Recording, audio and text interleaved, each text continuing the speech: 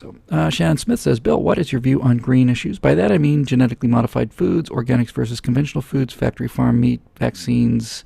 Do you think it's possible that it's an area where conservatives blindly follow what the government says is best? EPA, CDC, FDA guidelines. When in every other area we are more independent in our thinking, is that we have a knee-jerk reaction to environmental wackos, and this means we must be insane for it. And we think it must be insane if they're for it. Sorry, just curious. It's a great question, Shannon, and I've had some thoughts about this lately that are pretty new. First of all, let me just go to the larger green issue, okay? I am in favor of protecting our environment against pollution.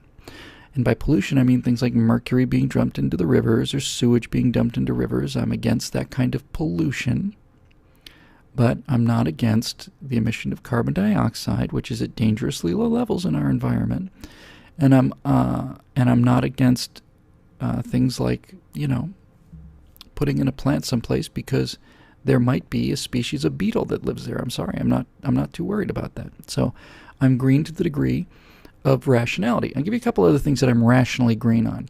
Do I care about recycling? Not so much, because to be honest with you, most recycling takes more energy than producing new stuff. So you're actually hurting the environment when you recycle most stuff. I think aluminum is an example. Penn and Teller had a fantastic thing on this thing, really. Most stuff goes into landfills. Landfills! Yeah, landfills. What's the problem? You go out, you dig a big hole in the ground. Nowadays, you line it with plastic and all kinds of other things and clays and all this other stuff. Dig a big hole in the ground. You push the stuff in there. You cover it up. You put grass over the top. It's an improvement over what the land was before. We don't have enough room for landfills. Listen, folks, if you've ever flown anywhere over this country, if you've ever flown from Los Angeles to New York, you know that there is more. It's just astonishingly how big this planet is. It is so bloody big. You could basically take all of the waste that the country makes for the next 20 years or something in a mile by mile by mile cube and just pour it in there and fill it up. Why not give future archaeologists something cool to find? Honestly, I don't get what the problem is here. I do not like garbage dumps in my neighborhood, but that doesn't happen. That hasn't happened in 50 years in this country, or 30 anyway.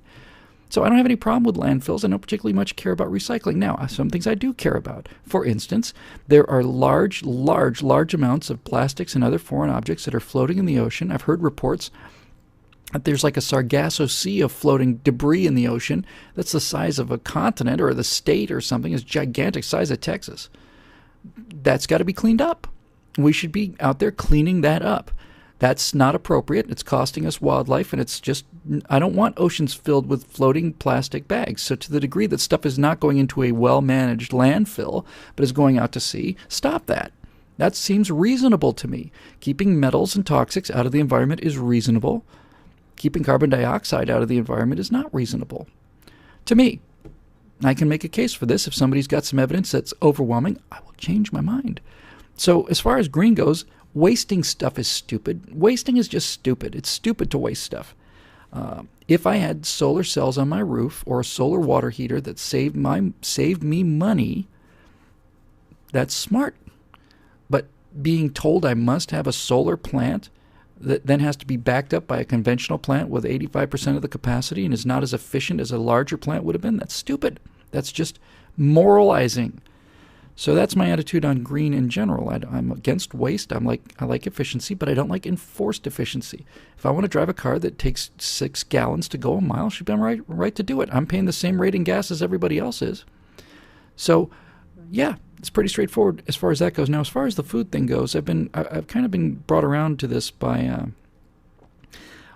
that no good lowlife Lytle Loudon, who's really big on food issues and pointed out some things to me, and I've actually been eating a little better as a result of it. And so there's a bunch of stuff out there that are some issues. First of all, there's the moral issue. I like to think that I have been known to have the occasional steak and cheeseburger. When I say occasional, I mean weekly. But I like to think that those animals would live something that looks like a reasonable life out in the fields. I don't like the idea that they're grown in boxes, and I got a problem with that. I don't think it's necessarily, in fact, not only not necessarily, I don't think it's great to be feeding hormones to rows of chickens that never get out of the light of day, that kind of stuff. I have ethical problems with that. And then genetic foods. Look, here's my opinion on genetic foods. guys like, I think I saw his name in the comment section, guys like Norman Borlaug have fed the world. When you think about what he's done by changing the natural, there's very, very few, by the way, just about anything, I'll go further. Every single grain out there is genetically modified. Now, it may be genetically modified by crossbreeding, but nobody's eating the natural grasses that were on Earth 10,000 years ago. Even wheat has been refined through breeding and botany and so on. So when you say genetically modified, nothing's really in its natural state, but I guess you're talking about, going in there with the seeds and doing it Monsanto's way. I think what you can say about that is, look, as long as you have an understanding of it, I think you should be allowed to. I don't particularly find them dangerous. I don't know that for a fact, but I don't think they are. I do know that if given a choice between starving to death or eating genetically modified wheat, I'd take the wheat, and liberal activists are denying people all around the world that choice.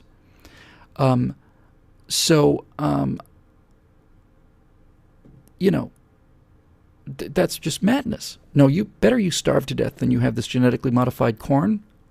What? So look, by and large, I think the stuff is very, very good. I start to get in a little bit of problems when you find out things that I've heard stories to the effect of somebody produces a genetically modified grain, a corn, let's say, a type of strain of corn, and then the strain gets out into the general population, so to speak, so that this particular modifier is now out there. It's either spread through pollen or it's just, whatever. And then they start coming after people who never bought that stuff and saying, we got a DNA marker on it. We own part of this. It's like, yeah, it gets a little dicey for me, So for me, I think it really just comes down to two fundamental guidelines of my life. What is freedom? What is the most free position, and what's the most common sense position? So frankly, as long as there's a label on it that says this is genetically modified corn, okay. Or even the other way around is fine. If you say it's organic, swell. If you want to buy organic, buy organic. I'm starting to buy more organic because I think there might be something to it. But that's a choice. See, this is when we get down to the brass tacks here. That's a choice that I'm making for myself. I'm not enforcing my choice on anybody else. I'm not making you buy organic. I'm not saying you can't buy organic. I'm not saying everything that's mandatory, it's not mandatory, is forbidden. I'm just saying if you want to have a choice to buy that and it costs more money, spend your money accordingly. There you go. Freedom, common sense, solve all your problems for you.